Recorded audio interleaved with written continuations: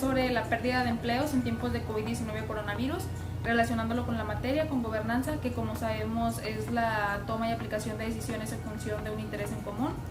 Y bueno, entrando un poco a temas, sabemos que actualmente el gobierno mexicano se enfrenta a grandes problemas sociales, donde yo les hablaré sobre uno de ellos.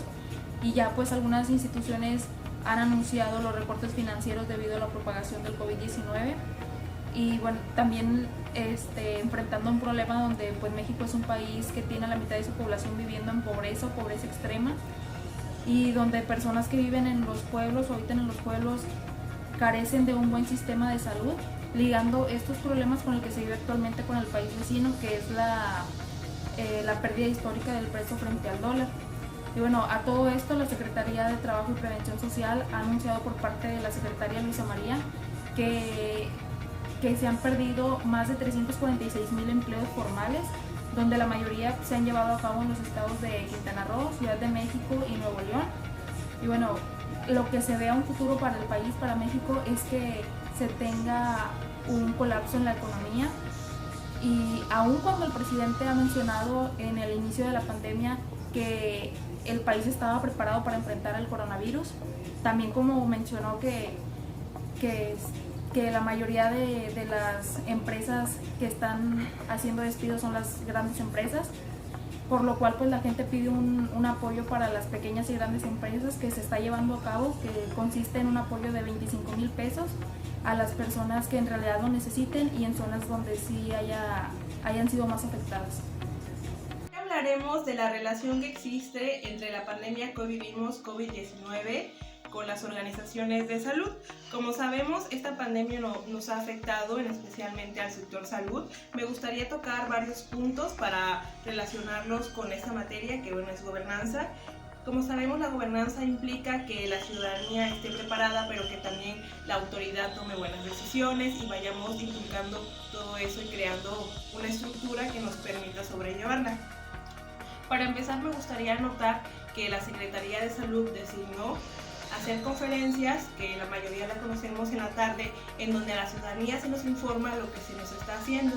El protagonista de esto, pues como todos sabemos ya, ha sido Gatell, y recientemente pasó el Día del Niño y se incorporaron a los niños haciendo preguntas, lo cual me pareció un punto interesante porque buscando la literatura, varios autores nos dicen que, por ejemplo, Sugar, que lo escribí aquí, nos dice que, o la literatura que está, es que existe una gobernanza sistemática, pero enfocada como en la educación y no va más allá de que se agreguen modelos que permitan a los niños entender el conocimiento. Entonces, cuando se implementó esta actividad donde los niños podían hacer preguntas de lo que ellos desconocían sobre esta pandemia, pues bueno, se estuvieron incorporando algunos otros conceptos y como que crearon un enlace donde podrían estar ambos. También tenemos que la Secretaría de Salud ha dado a conocer que, por ejemplo, en este momento actual que estamos iniciando mayo, existe una mortalidad de que cada hora se mueren alrededor de 10 personas, y eso también es realmente preocupante porque nos está afectando en la calidad de vida que tenemos las personas, pero también en que bueno, nos asusta y afecta a otros rubros como el trabajo y la estabilidad emocional. También hemos tenido situaciones que nos hacen replantear como la información que tenemos, el alcance que llegamos a tener como sociedad y cómo analizamos esa información. El último punto que me gustaría tocar así brevemente es la situación de Ecatepec. Creo que todo el mundo ya la conoce en este punto, es algo muy lamentable y también tiene que ver con la gobernanza, porque si los ciudadanos a veces culpamos a los ciudadanos por no prepararnos, pero no solamente es culpa de los ciudadanos, es del entorno, y Ecatepec es un municipio que está entre los más pobres, entonces es una cuestión que duele y que había que replantear por parte de ciudadanos, pero también por parte del gobierno. Y es todo por mi parte. Dentro de la crisis en la cual nos encontramos actualmente, cabe mencionar que tenemos dos temas muy importantes que tocar. El primero, el precio del petróleo. Como ya sabemos, el precio del petróleo ha ido en aumento y en desaumento.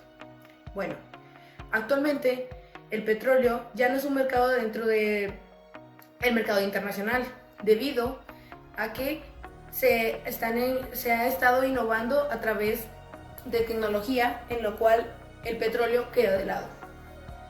Nuestro actual presidente, Andrés Manuel López Obrador, ha decidido invertir 110 millones de dólares en el mercado y la inversión del petróleo, refinerías, petróleo, refinerías y petróleo, por lo cual se le cuestiona demasiado.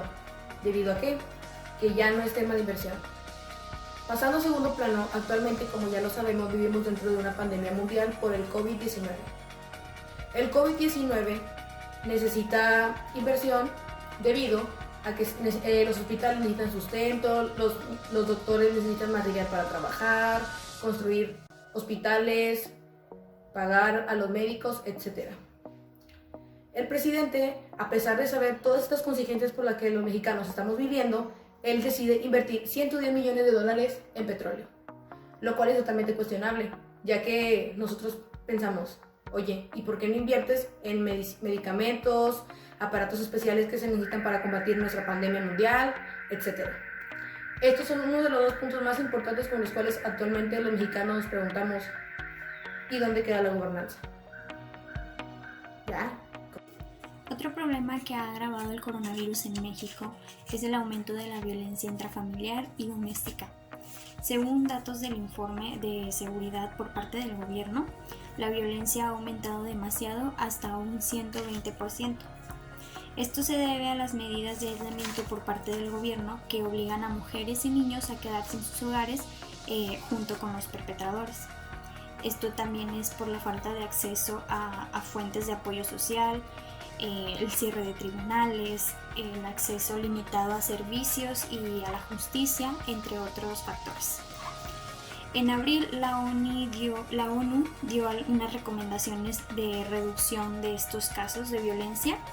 Algunos de ellos fueron aumentar la inversión de servicios en ayuda en línea, esto es para las mujeres y los niños, garantizar que los sistemas judiciales sigan procesando a los abusadores, entre otras recomendaciones.